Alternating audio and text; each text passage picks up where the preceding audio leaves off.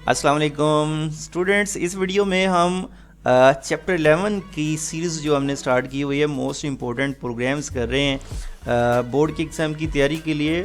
और उस सीरीज़ का ये प्रोग्राम नंबर 5 है।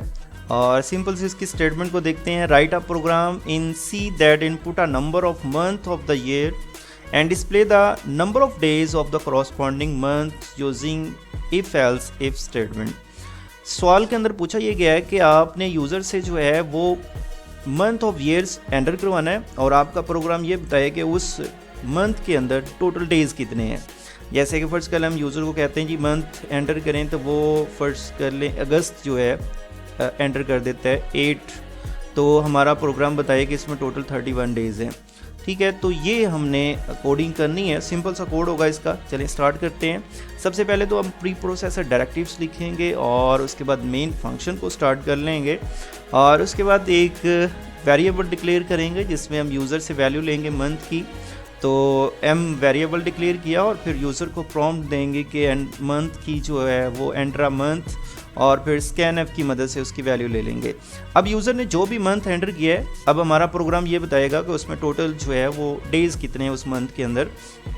तो सबसे पहली कंडीशन जो लगेगी सिंपल सी देखें तो हमारे पास टोटल 1 2 3 4 5 6 और 7 ऐसे मंथ हैं जिनके टोटल मंथ के अंदर डेज जो होते हैं वो 31 होते हैं। जैसे कि जनवरी, मार्च, मई और जुलाई, अगस्त और अक्टूबर और दिसंबर।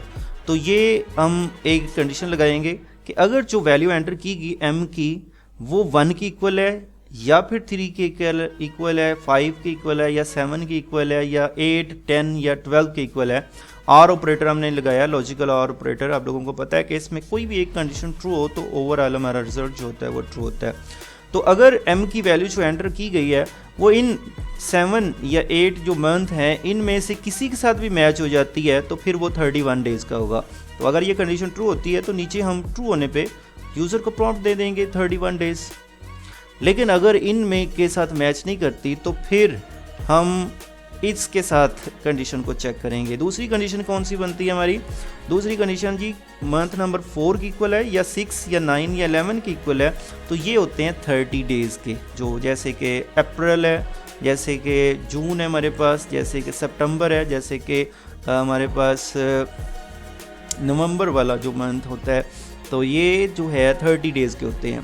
तो अगर ऊपर हमारा कंडीशन ट्रू नहीं होती फर्स्ट वाली तो हम दूसरे के साथ चेक करेंगे कि m के अंदर जो वैल्यू है 4 की इक्वल है, 6 के इक्वल है, 9 या 11 की इक्वल है। तो इनमें से किसी के साथ भी मैच हो जाती है तो हमारी कंडीशन ट्रू होगी और हम यूज़र को बता देंगे कि जो आपने मंथ एंटर किया है वो 30 डेज़ का है। लेकिन अगर पहली कंडीशन भी ट्रू नहीं होती, दूसरी कंडीशन भी ट्रू नहीं होती, तो लास्ट वन एक और कंडीशन रह जाती है। वो कौन सी?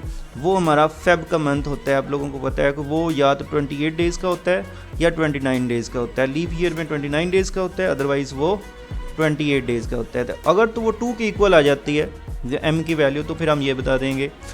लेकिन अगर हमारी कंडीशन किसी के साथ भी मैच नहीं होती तो फिर हम यूज़र को एल्स में बता देंगे कि आपने जो मंथ एंटर किया है वो इनवैलिड जो है वो एंट्री की है, कि आपने 1 से लेकर 12 के दरमियान वैल्यूज़ एंटर नहीं की।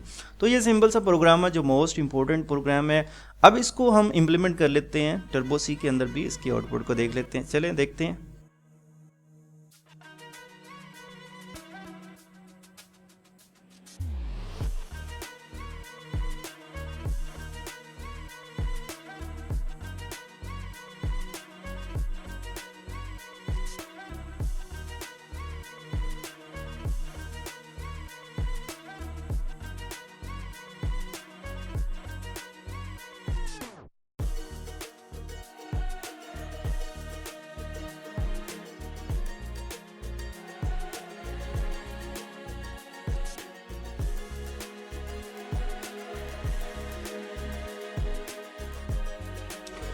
ओके जी, टर्बो के अंदर हमने कोड को इम्प्लीमेंट कर लिया है। अब इसे एग्जीक्यूट करके चेक करते हैं। कंट्रोल F9 और हमसे मंथ जो है उसकी वैल्यू मांगी जा रही है।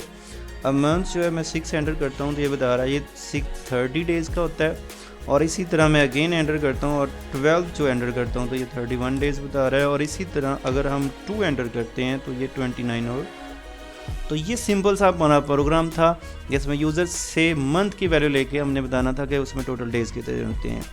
तो इसको अपने अच्छे से देखना है। नेक्स्ट वीडियो में हम नेक्स्ट मोस्ट इम्पोर्टेंट प्रोग्राम को डिस्कस करेंगे। थैंक यू, अल्लाह हाफिज़।